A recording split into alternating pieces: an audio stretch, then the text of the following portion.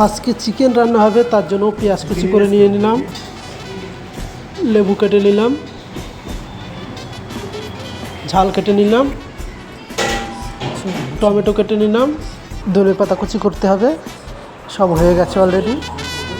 আর কী কী মশলা দিচ্ছি দেখতে পাচ্ছ।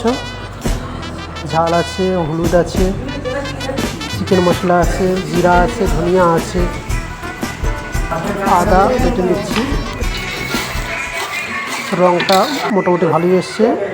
চিকেনটা দিয়ে দিয়েছি, এবার মশলা দিয়ে দেবো। ধনে গুঁড়া দেওয়া হচ্ছে, জিরে গুঁড়া দেওয়া হচ্ছে,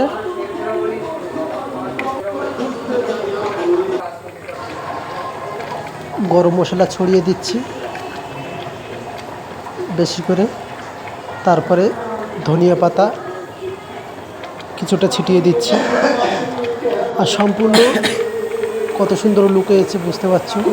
খেতে হেবি সুন্দর লাগবে। আর খেতে হলে রান্না দেখে রান্না করতে পারো, আর সাবস্ক্রাইব করে রাখবে।